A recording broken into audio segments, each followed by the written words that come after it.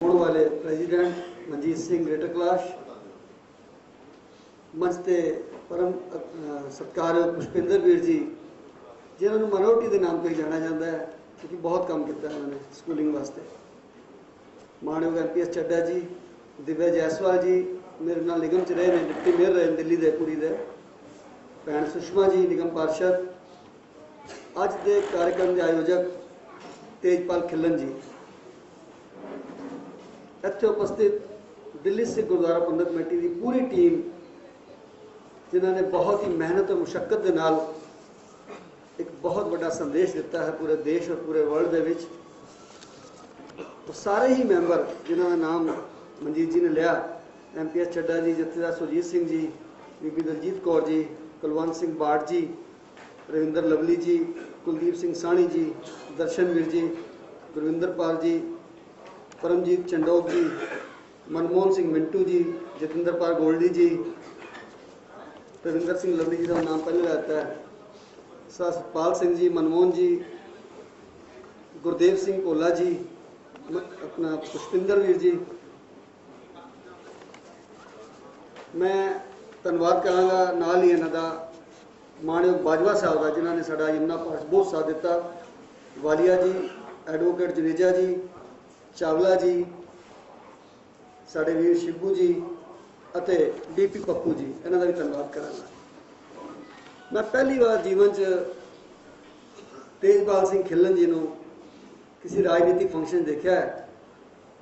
30 साल तो जानना मैं उन्होंने, कितने भी मिलणगे तो सोशल काम च मिलणगे, या तो हैल्थ कैंप होएगा या ब्लड कैंप होएगा। पहली बार मैं उन्होंने किसी राजनीतिक मंच पर देखा है। एक ऐसी शख्सियत जिन्होंने पैसा कमाने के नाल नाल बहुत धनाड़ लोग बैठे ने देश के विच, लेकिन उन्होंने समाज वास्ते ध्यान नहीं जाता है, अपने वास्ते जाता है कि असीं किहड़ी कार ले लीए, किहड़ी बिल्डिंग ले लीए। लेकिन अज भी उन्होंने कोई गल की है तो ब्लड बैंक की की है। असीं हुण दरबार साहब जा रहे थे जित तो बाद, मैं तो मनजीत जी एको सीट पर बैठे सी बस विच। पहला साढ़े दिमाग टॉपिक ही है, मैं कहा मनजीत जी असीं इहो जिहे कुछ काम करने ने जिहड़े थोड़े जिहे हट के होण, जिहदा सीधा फायदा पब्लिक नूं पहुँचे, जिहदा सीधा फायदा लोड़वंद नूं पहुँचे। ठीक है कि धर्म बहुत जरूरी है, लेकिन सच्चे पातशाह ने भी यही कहा है कि मानुख की जिहड़ी सेवा है वो एक बड़ी वड्डी पूजा है। मैं तुहाडे सामने खड़ा हाँ, बड़ा छोटे जिहा गरीब घर तो हाँ, मैं जितों मैं इलैक्शन लड़िया हाँ, दूजी बार जितया हाँ, उत्थे साडी कम्यूनिटी के मात्र 16 या 18 घर है सी। लेकिन वाहिगुरू सच्चे पातशाह ने जिहड़ी बख्शिश की वो मैनूं शहीद भगत सिंह सेवा गल करके की, सेवा करके की। इस करके मैं सेवा को प्रमुखता देना वा। मैं तेजपाल सिंह खिलन जी को बधाई देना वा कि इन्होंने इन्ना जीवन अपना सेवा वास्ते लगाया। पहली बधाई इन्हां वास्ते।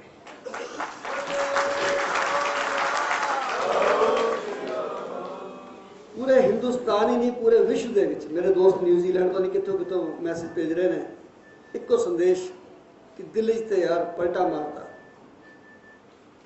दिल्ली एक बिल्डिंग है, एक तुसीं ITO के कोल खड़े हो, विकास मीनार कहते हैं। किसी ने कभी नोट नहीं किया होगा कि यह 24 मंजिली बिल्डिंग जी है, इसकी फाउंडेशन कितनी वड्डी होएगी। 3 फुट तो नहीं खड़ी, 6 फुट तो भी नहीं खड़ी। प्लानिंग की जाती है कि कितनी उच्ची बिल्डिंग जानी है, वो नींह कितनी होनी चाहिए है। ये जिहड़ा अज पलटा मारिया, यदि नींह कितनी मजबूत करने वास्ते कितनियां मुशक्कतां घालना, कितनी प्लानिंग। क्योंकि सब को कहते सी कि बादल साहब पंजाब ही तो बल्ले बल्ले करा सकते हैं, लेकिन दिल्ली च ना वो गल बनती नहीं है। इत्थे कभी जातिवाद आ जाता है, कभी कुछ आ जाता है। लेकिन बादल साहब की अख ने भी मछली की अख के उत्ते तीर रखा। मनजीत सिंह ग्रेटर कैलाश वर्गे ऐसे व्यक्ति ने चुनिया, बिल्कुल बिल्कुल कहते हैं साफ दामन जिन्होंने कहते हैं। दुश्मनों ने बहुत चाल चली, बहुत कुछ किया। अज तक भी सुनिया होना है कि लड़दी है फौज के नाम कप्तान का, कहते ना इतने शुरुआत उल्टी हुई। लड़िया कप्तान, फौज पिछे लगी, कुट किन्ने खाधी मनजीत सिंह ने। पूरे वर्ल्ड के विच एक नाम गया कि पहला कोई ऐसा लीडर होया जो खुद अगे गया। असी सारे रोलते रह गए कि तुसीं इकल्ले नहीं जाना, निहत्थे नहीं जाना। ये कहते मैं तो एक मीटिंग पर जा रहा यार, मैं लड़न थोड़ा जा रहा। लेकिन दूजियां का मन की जिहड़ी गल सी सामने आई एक बड़ी पुरानी कहावत है कि कहने किसी की खींची हुई लकीर को मिटाने का प्रयास मत करो, अपनी लकीर इतनी लंबी कर दो कि दूसरे की लकीर छोटी दिखने लगे। मनजीत सिंह एडा क्लास जी ने काम किया और ਉਹਦੇ ਵਿੱਚ अगर बहुत ਵੱਡਾ कोई काम होया तो जत्थेदार संतोष सिंह जी का उन्होंने कुर्बानी, क्योंकि उन्होंने किए हुए कामों को अज भी पब्लिक याद करती है, संगत याद करती है, भावें वो सिख कम्यूनिटी के ने, भावें वो मुस्लिम कम्यूनिटी के ने। मेरे को मुस्लिम आए सी मोहम्मद खान साहब, कहने लगे यार ये बातें बाकी तो सब समझ आती हैं, ये तुम्हारा सरदार कैसा था, कोतवाली भी ले गया हमारी। मैं कहा सर बात वो नहीं थी, बात थी कि उन्होंने एक मिशन उठाया और झंडे को लेके चले। वो अपनी लड़ाई नहीं लड़ रहे थे, अपना नाम नहीं करना चाहते थे, कौम का नाम करना चाहते थे, कौम को दे के गए। आज उसी झंडे को लैके जो मनजीत वीर जी निकले, इन्हों का पाक दामन देख के एक एक मैंबर जो टिकटा की छटाई हो रही सी, जो यमुना पार का जिक्र आया तो मैं नाम किसी का नहीं लाँगा, बड़े लीडर ने कहा जी यमुना पार से 0 च लैके चलो। मैं कहा जी मैं बड़ी गल तो नहीं कहता, 7 विचों असी 3 या 4 सीटां के उत्ते मजबूती लिया सकते हैं, पर गारंटी मैं तो लाँगा जो तुम कैंडीडेट साढ़े हिसाब नाल दोगे।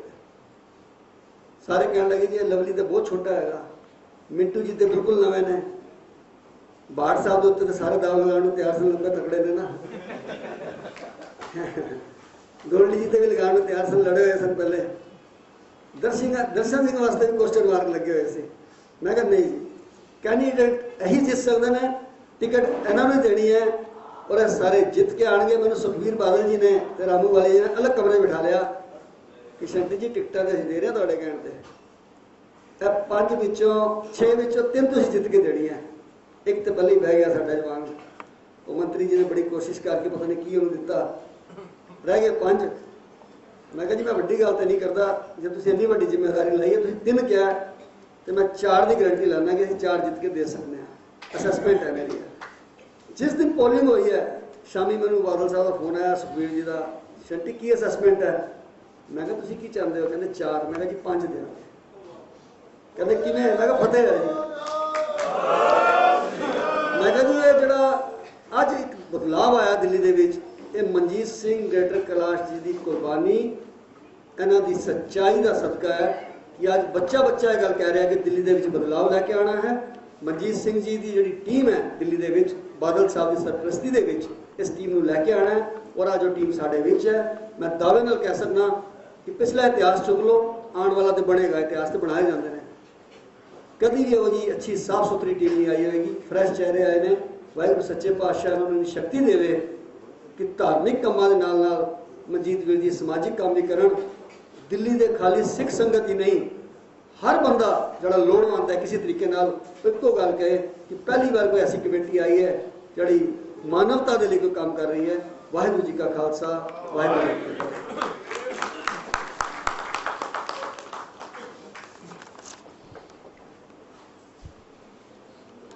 खुशविंदर जी तो पहला 1 मिनट वास्ते सुषमा जी चाहते हैं, सुषमा जी 1 मिनट अपनी शुभकामनाएं दें।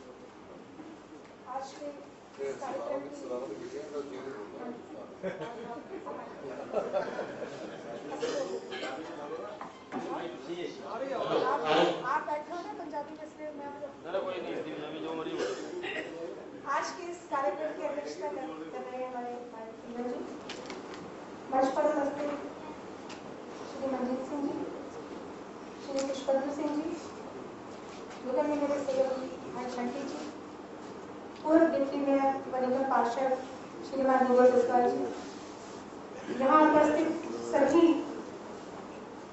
मेरे भाई, मातृशक्ति के रूप में उपस्थित सभी मेरे भाई, और एक परिचय मैं आपको जरूर दूंगी, जिस परिचय के कारण आज मैं इस योग्य हूँ कि मैं आप लोगों के सामने इस मंच पर खड़े होने बैठे वाली हूँ। आप लोगों के पुराने मित्र और मेरे जीवन साथी, मेरे मार्गदर्शक श्रीमान योगेश शर्मा जी यहाँ उपस्थित हैं।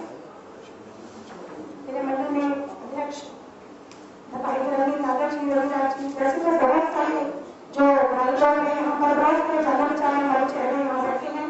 सभी की बहुत बहुत शुभकामनाएं, बहुत बहुत सहयोग मिला है जो मैं आज आप लोगों के सामने इस मंच पर बैठने वाले अपने आप को पाया है। सबसे पहले मैं आप लोगों को जो नवनिर्वाचित यहाँ पर जो नवनिर्वाचित होकर आए हैं अपने सिख प्रबंधक कमेटी के, उन सभी भाइयों को मैं बहुत बहुत बधाई देना चाहती हूँ और बहुत बहुत शुभकामनाएं मैं देना चाहती हूँ उन सभी भाइयों को कि ईश्वर ने, गुरु महाराज ने आप लोगों को इस कार्य के लिए चुना है, सेवा के कार्य के लिए आप लोगों को चुना है। इसके लिए मैं आपको बहुत बहुत शुभकामनाएं और बहुत बहुत बधाई देना चाहती हूँ। अपने जीवन में हम लोग अपने परिवार की हमेशा सेवा करते हैं, अपने बच्चों को पालते हैं, अपने परिवार के सदस्यों की, अपने माता पिता की सेवा करते हैं। लेकिन जब भगवान हमें, ईश्वर हमें जब ऐसी हमारे ऊपर जब हमारा ऐसा वो कृपा करते हैं कि जब हमें सेवा का मौका मिलता है, समाज के कार्य का मौका मिलता है, तो इसके लिए बहुत बहुत हम लोग, ये बहुत ही चुने हुए लोगों को इस कार्य का ये मिलता है सौभाग्य। जब ईश्वर इसको हम लोगों को चुनते हैं इस कार्य के लिए, तो हमें बहुत बड़ा परिवार, हमें बहुत बड़ा परिवार मिलता है। और अपने परिवार के अलावा जब हमें ये बहुत बड़ा परिवार मिल जाता है तो हम उसके एक सदस्य हो जाते हैं और हमारा जीवन फिर उनकी सेवा में बीतता है। तो ऐसा मौका आप लोगों को यहाँ मिला है। कुछ समय पहले हमें ऐसा मौका मिला था। अब जो नवनिर्वाचित जो यहाँ पर अब सदस्य चुनकर आए हैं, उनको बहुत बहुत बधाई है, बहुत बहुत शुभकामनाएं हैं कि वो आगे अपने जीवन में सभी की उम्मीदों पर खरा उतरे, ऐसी मैं आशा करूंगी उनसे।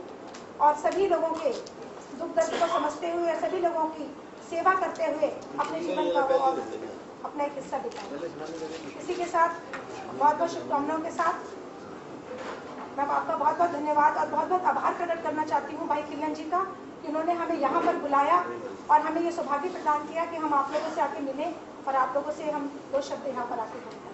बहुत बहुत धन्यवाद भाई साहब आपका।